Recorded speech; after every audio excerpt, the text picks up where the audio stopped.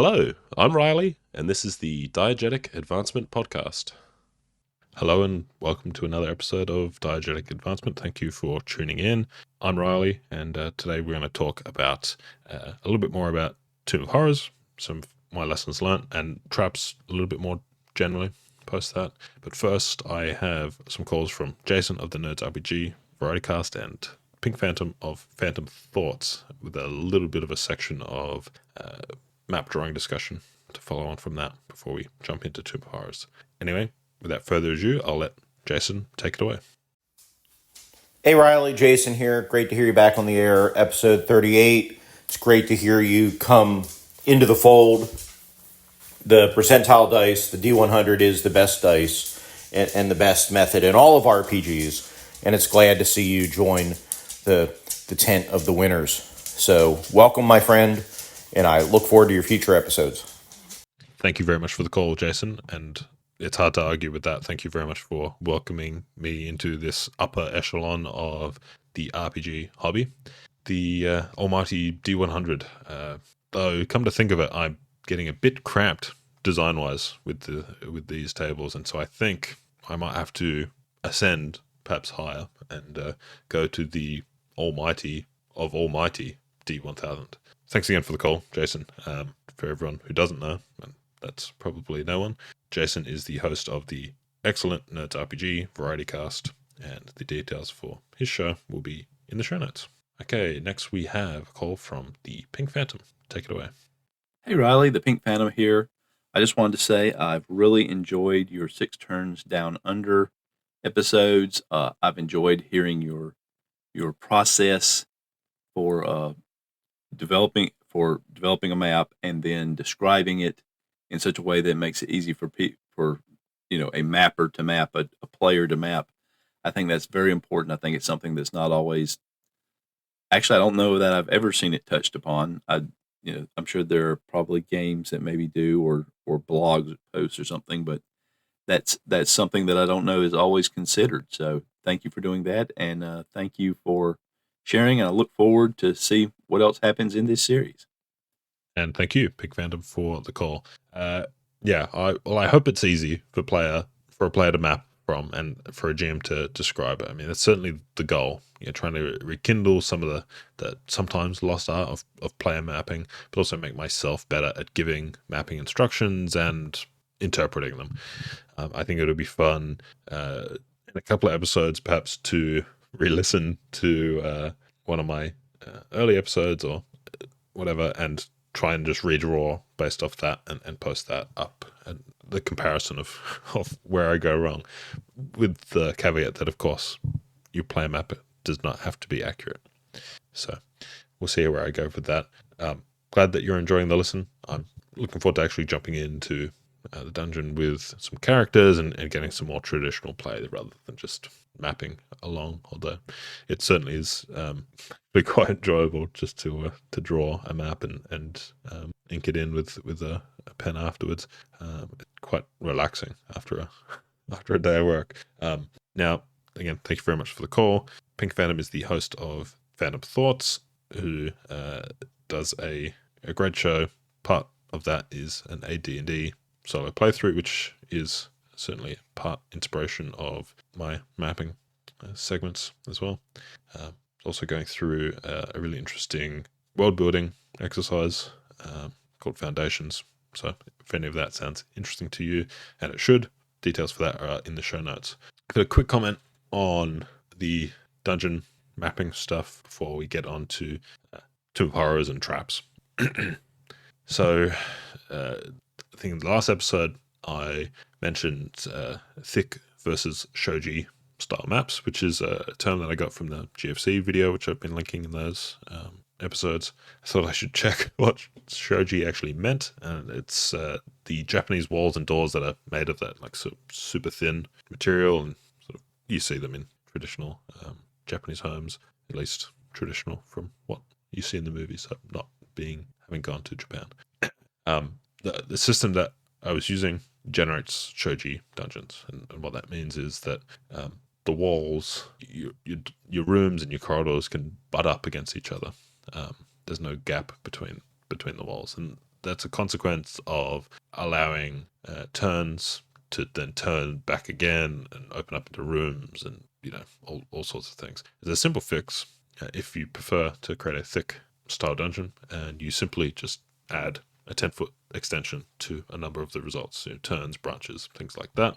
And those corridors are always empty.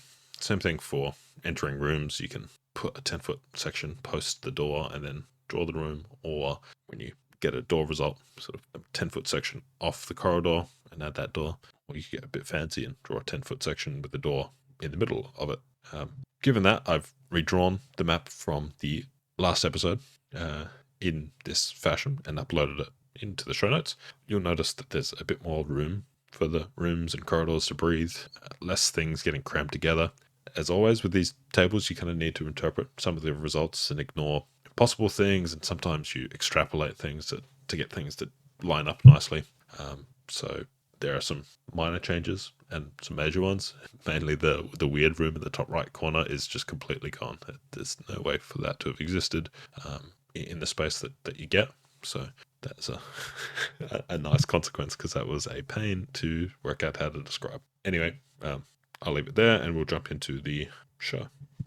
Okay, I wanted to talk a little bit more about running the Tomb of Horrors. I've only given a brief overview of my convention game. I want to talk about it specifically as it pertains to, is it a good beginner or learning dungeon?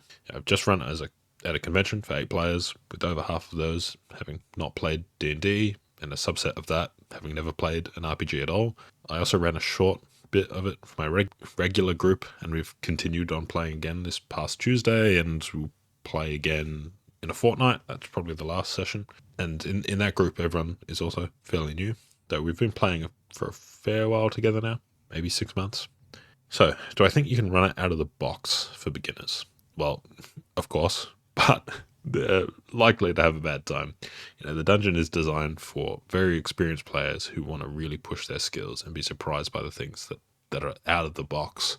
So the design intent does not line up with being suitable for beginners. So if we want to run it for that, we probably need to change some things. 1, the deadliness. There's lots of ways to die very quickly, mainly save versus poison. 2, telegraphing. Surprisingly, there's a lot which is telegraphed well in the dungeon, but other things aren't, and sort of designed to purposely be obscure. 3, more solutions.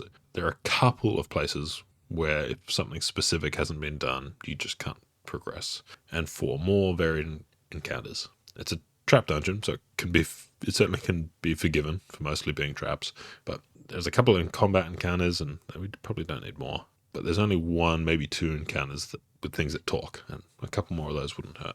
So telegraphing and deadliness kind of go together. The dungeon definitely should be deadly, and mistakes consequential. That's part of the teaching. If there's no consequences, then you probably don't learn.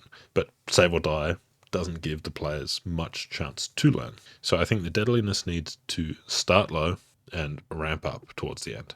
I would start with some heavily telegraphed traps, reduce how much I telegraph in the middle to force the players to be more cautious and not get complacent, and then ramp it back up as things get very deadly. To be honest, there's lots of traps and puzzles that are really well telegraphed, and in both of my games, the groups were able to discover and overcome the first few rooms fairly easily, though I had removed the save versus poisons, which would have killed a couple of players. So telegraphing only needs minor tweaks. The deadliness definitely needs the most work. In my convention game, I made it way too easy, so I would probably up the damage a little bit from where I had it, but also instead of just removing the poison, I would include non-deadly poison effects, blindness, paralysis, and whatnot. Maybe including some save or die poisons towards the end when players know to look out for them. As is typical with older dungeons, secret doors generally don't have an indication about how they should be discovered or opened, with one exception, but this needs to be added. It's often obvious when there is a secret door because the players have come to a dead end, but the searching for secret doors procedure just isn't very good in a dungeon with very little time pressure, as there are no random encounter checks and players are high level enough not to need to worry about light. So some more specific clues would be helpful. In the last session with my regular group, we came to a secret door which could only be opened with an item that you get from a room 5 rooms back, which needed something from a few rooms before that to obtain, and the players even interacted with the thing that gets you the quote unquote key, but they just didn't have that previous item. So there's a couple of other places where there are major roadblocks, though I think it's more obvious what the players need to do to overcome them. So this is probably only minor, but the rest of the puzzles and traps allow for plenty of creativity. So bringing these few cases in line with the rest of the dungeon, I think, would help. Finally, the dungeon does a great job of expressing a different style of D&D from, I think, what's typical. It allows players to engage with the game elements and player skill, which I think is very enjoyable, and I think all my players did as well, more or less. But it is lacking in some of the other pillars of play, mainly social. There's a great social encounter later on in the dungeon, which was quite fun to play out with my convention players, but that's kind of it. Yeah, it's late in the dungeon, could be missed.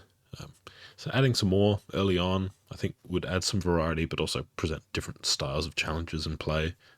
It doesn't make a ton of sense for there to be living creatures, but, maybe there's a magic mouth that you can interact with, right? Or the classic, one tells a lie, the other can only tell truth, and that's it, right? Something to get people talking. Though players will be players, and in my con game, they captured a snake from a trap and carried it around with them for the rest of the dungeon. So there is always friends to be made. Now, there's very little combat in this dungeon.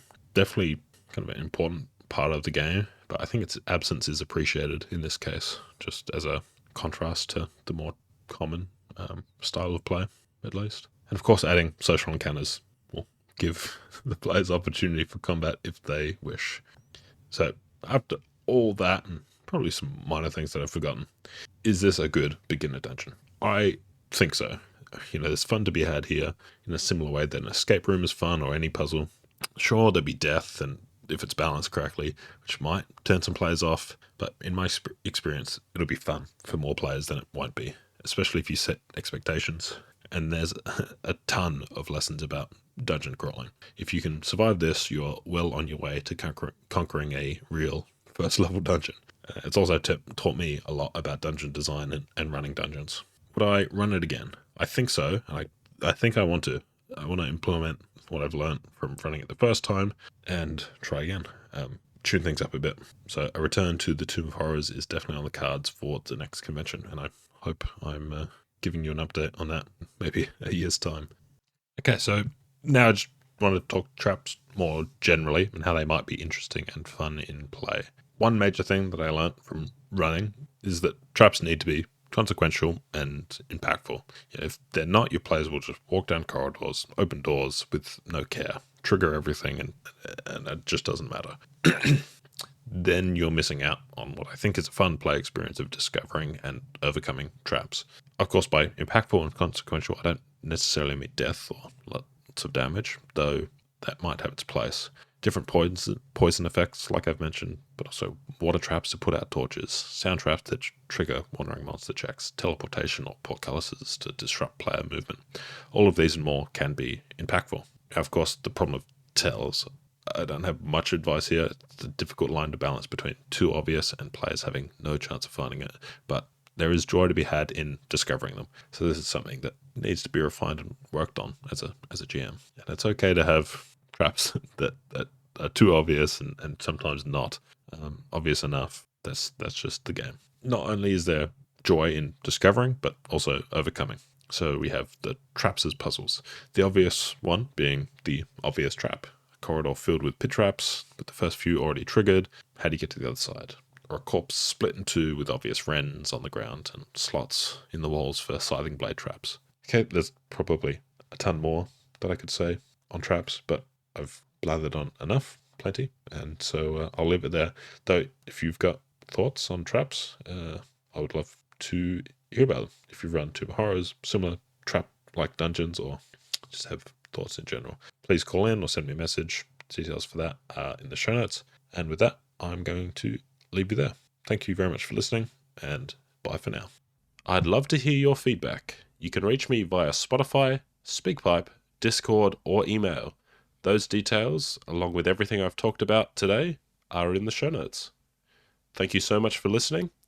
Bye for now.